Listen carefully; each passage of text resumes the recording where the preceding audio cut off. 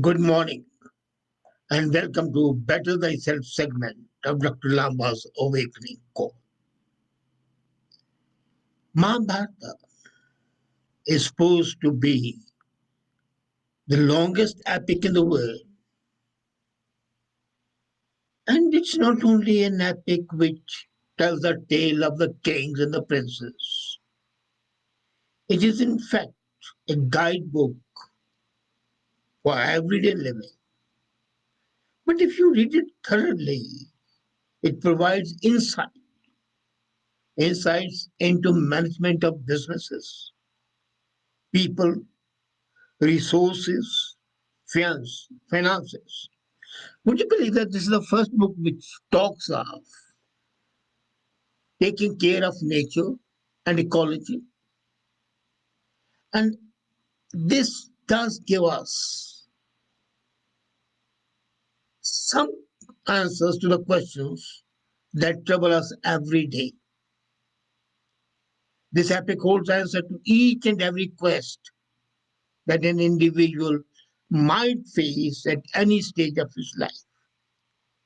And I found that this epic provides 8 important lessons on management and leadership. You might be thinking, why 8? Why not more? As a matter of fact, 8 seems to have certain charm or significance for the Indian audiences. Krishna Janmashtami was the birth day of Krishna. Ashtapadi, the verses which form one of the most important scriptures of Sikhism, Sukhmani are there, which means that each Ashtapadi has 8 verses. So, what are those lessons which can be of use to the managers, to the leaders, and to the common people? The first lesson would be hire the right person in the right place at the right time. Never hire people just to fill the team and have more people at head at work. But before recruiting anybody, identify key areas and talents, the talents that are required to achieve the goals. The choice of the resources makes a difference between business success and business failure. The effectiveness of business depends largely on your ability to put right persons at the right place at the right time. Once these three are set proper, the results can be optimized. There are not to be any round pegs in square holes or square pegs in the round holes. And you will naturally ask me, from where do I derive this lesson? You remember in Mahabharata, even when Kauravas had 11 armies, they could not outperform Pandavas because Krishna understood the importance of having the right peoples in the right place to win the war. He put Shikhandi to face Bhishma and made him unfit to fight the battle. He put Dishchuma to kill Drona in the battlefield. He sent Abhimanyu to break the Chakravyuh and save Yudhishthira in the battlefield. He put Irvana, son of Arjuna and Udupi, a Naga princess, as a sacrifice to goddess Kali and reveal how the war may be won. So these placements show the need of having a proper person to face the situation, to tackle the situation. And these people turned the tables on the Kauravas and they were defeated.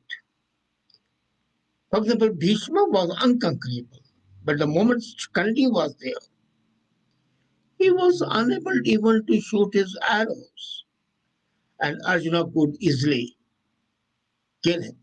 The second level, very important, develop a diverse team and shared responsibility. Now, diversity is a buzzword these days, but diversity in a team is extremely important as it provides the leader with different perspectives. You don't need diversity for the sake of a color, for the sake of a race. No, it is to provide a different perspective so that you can take a proper, appropriate decision. Having a right set of resources in business is a key to win the marketplace. And it was the key to win Mahabharata. In Mahabharata, for example, Kauravas, as I said, had 11 armies, and they were led by whom? Bhishma, Drona, Karna, Shalya, all great warriors, strategists. They had a centralized leadership with 11 commanders, and the command was passed on from one to the other as those commanders lost their lives. On the other side, Pandavas had almost two-thirds of the army, seven armies, but the commander-in-chief was one, and that was Arjun. Krishna was his strategist and counselor, and seven armies were commanded by Drishtama. The chief commander was Arjun, but the commander-in-chief was Drishtama. So Pandavas had diverse people in the team, and everyone was a part of decision making. And they fought as a single team, not as a different team. As a matter of fact, if you have watched Mahabharata and read it, you would find that at times the different commanders took independent decisions without consulting the top leadership, without discussing it even. Third, know the potential of every member of the team. Putting right people at right place at right time is important. But, but if you don't know the potential, the right person would lose its value. You've got to know what kind of roles are suitable for each and every member of the team. The leader should be able to assess and utilize the exact potential to the optimum capability of the person concerned. Again, refer to Mahabharata. Arjun, Duryodhan went to Dwarka to seek the help of Krishna and his coming battalions. Now, Arjuna was very sensible. He did not choose the army, very competent army, but he chose Krishna because Krishna had the capability to strategize. And that was a success. Had he chosen the army in a fit of a greed, and Krishna had gone to Kauravas, it would have been the other way around. There's another instance in Mahabharata. Pandavas utilized the potential of Shikhandi, elder brother of Draupadi, to overpower Bhishma in the battlefield. Because Shikhandi had been a woman in the earlier life, and now he was bisexual. So Bhishma, as a part of his oath, could not fight a woman in the battlefield. So the potential of Shikhandi turned the tables on Kauravas and enabled Pandavas to win. Next one, there has to be an alignment in the individual goals to the business goals, to the company goals. If they are diverse, if they are divergent, then the results would not be appropriate. Every member of the team should have individual goals, undeniably, but all those goals of individuals should go and colleagues join in a single goal and vision of the team. In this way, the team members would feel that their contributions are valuable in achieving the objectives. You know, in Mahabharata, when Kondava and Pandavas had the same goal of defeating each other, Pandavas were better coordinated as everyone had in, was aware of the individual roles in the battle. It was not a haphazard fight. Every person knew what he has to fight, whom he has to fight, at what time he has to fight. However, on the other side, individual motives were prominent and the individual egos were prominent. Jadrat has his own motto, Shala had his own. Karna's only motto was to kill Arjun, not to win the war. So there was no cohesiveness. Next is relearn to improve skills. We always say that learning is a lifetime process, but I also say that it's not only learning, but it's relearning and even unlearning at times. You've got to constantly improve your skills, constantly learn the new tricks of the trade. It's very important to have the right set of skills, attitudes, tools to win the battle of business. Imagine now the whole concept of economy has changed, the circular economy, the gig economy, and unless you learn about those, you will not be successful. In Mahabharata, you have seen the exile of the Pandavas begins as a tragedy, but it was a great learning experience for the Pandavas.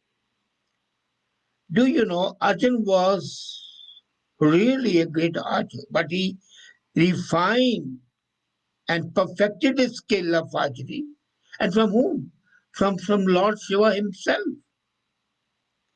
Bhima was strong, but Hanuman humbles him. He is defeated by Hanuman. And Hanuman and Bhim spent 12 years when Hanuman taught him various skills as well as humility. Because humility is what makes human beings better human beings. So they will learn their skills both as warriors and as human beings, as kings, as leaders. So those years of exile were a learning process, improving skills, constantly learning each day, every day. Otherwise, Arjuna would not have been the archer he was, or Bhima would not have been the fighter. Next would be take difficult decisions in the interest of organization. Taking decisions is easy. Taking difficult decisions is difficult. You are beset with doubts. To be or not to be, the typical Hamilton quality haunts you to do or not to do. And the good managers, good leaders have to take decisions in the organization or in the country, which may not be the decisions that they personally like, which may be decisions of their choice. So the best way is to understand which alternative is better for the organization, the people, the position, and everything, is to take a comprehensive view and take difficult decisions, even if they might not benefit you personally. You know, in Mahabharata, Bhishma, before he was called Bhishma, his name was Devrata, took a vow of celibacy to never marry, never be with a woman, never father children. And why did he do so? So that he could not have children, and his father, Shantanu, could marry Satyavati. Now, his vow stunned everyone present, but the gods came from the heaven to shower flowers on him, and he was called Bhishma from that day. This terrible vow. Now, this decision led to his father to marry Satyavati and had two sons, Chitranga and Vichitravirya. Now, had this vow not been taken, Kauravas and Pandavas would not have come into being, and it would have been Bhishma alone who had been reigning. So the whole thing would have changed. It was a difficult decision. Similarly, it was a difficult decision for Krishna to show his Virat roop, his godliness. When Duryodhana said that he should be arrested, he assumed the form of the god himself and showed you can't do it. It was a difficult decision because he was not supposed to show his godly stature, but he did it. And it put awe in the hearts of the other Jews. The people were stunned and shocked. And psychologically, they knew now that defeat is definite and certain. Then you have got to seize every opportunity. There's a seventh one. No opportunity is ever lost. You must have heard me say 100 times. Somebody else takes it. So you should always be on the lookout for opportunities, even outside your scope of work. You should tap opportunities rather than focusing on killing the competition. Killing the competition is no good. But if you go into new areas, then you're a leader. You're not a part of the pack of rats. And in the process of taking up and exploiting new opportunities, what we call diversification, what we call backward and forward integration. If some competitor goes bankrupt, it's okay, it's a part of the game. It's an added advantage. But if new opportunities are explored, there's another strength which gets added to the business. You don't put all the eggs in one basket. Now, there are two opportunities that we see which were exploited. And they were actually in Mahabharata, there are two great persons, one of whom is derided all the time, but he had his capabilities and he could exploit the opportunities. None other than Shakuni. Shakuni is a self motivated character who decides to play mind games over warfare. And that is a strength. He sees the opportunity in every way. He was the man responsible for the exile of the Pandavas. He is the man responsible for ensuring that Draupadi is won over as a slave and then ordered to go naked. Krishna, a great strategist, as I told you, I have only two heroes in whole of the Indian hierarchy, Krishna and Kapil Singh. Krishna analyzes the scenario very carefully, acting when the opportunity knocks. He fully believe that well thought plans, keeping secret weapons, and using them at the right time wins the competition. And he won the war by his exploiting each and every opportunity that he had. Did not let.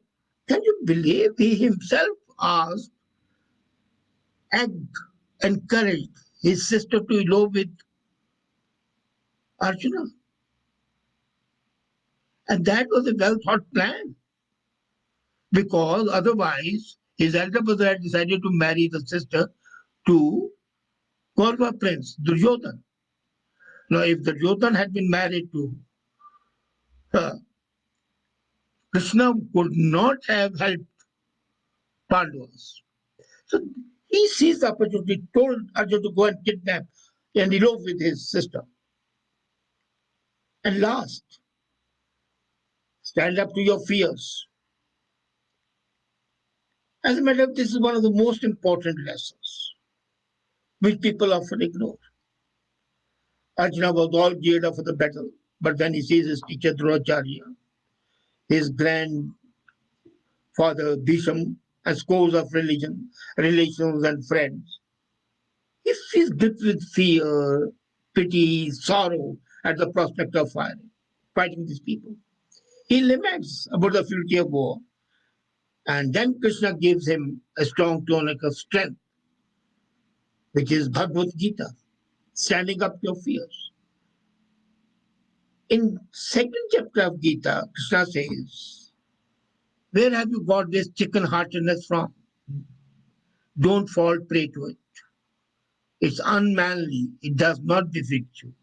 This is against your heroic nature. Give up this weakness of heart. Stand up and face the problem. So this message is of tremendous significance to all of us. We try to overcome a situation we have never faced. And out of many tales of courage, there are many stories of people across the world who are not able to tide over the difficulties. But the people who do tide over are really successful. That's why that book, Profiles of Courage by Kennedy, is important. Now, this Gita, this phrase, this does not befit you,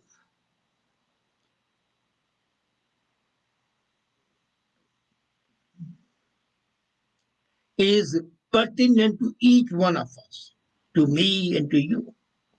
You have to, when you say it doesn't befit you, then you have to identify what your strengths are, what your capabilities are, what your moral values are, what your ethics are, and does it fit you or not? It's a brilliant maxim for the professionals, for students, for teachers, for parents, for businessmen, for political leaders, in fact, with anybody facing any challenging situation. The positive bend of the statement can bring out the best in the people. It's a clarion call to reinforce your beliefs of the tremendous possibilities of your capabilities. The challenge is tougher. Say why? Because we are naturally not tuned to the fact that life will have both the rough and the smooth moments. The confrontation challenge is most important aspect of our character, and it's underdeveloped. We don't develop the confrontation capability to face the challenges. Our way is to bypass the challenge, not face it. And the successful people face it. They don't bypass it. Worldly wisdom says bypass. No. Confront it, conquer it. And that is successful. I remember Vivekananda saying it. Neither money pays, nor fame, nor learning is the character that can cleave through adamantine walls of difficulties.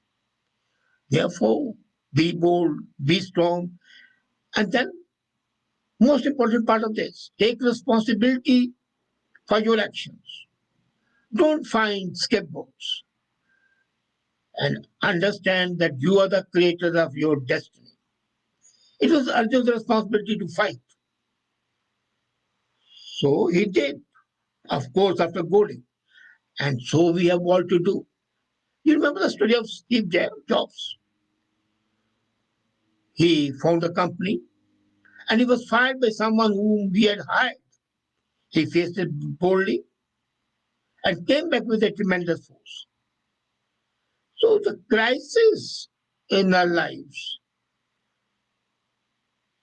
should be a platform to start us from within and leapfrog into accessing the higher reaches of our personality. Break free from the chains that bind you. Stand up, face your fears, overcome them, and you'll be a better human being. So these 8 lessons essentially make you a better human being, make you a better performer, make you a better leader, a better professional, a better parent. In fact, a perfect specimen of a Homo sapien, a real person, incapable of fear, facing all the heavy odds of life and coming out successful. Mahabharata holds these 8 lessons which can enable you become better. Thank you.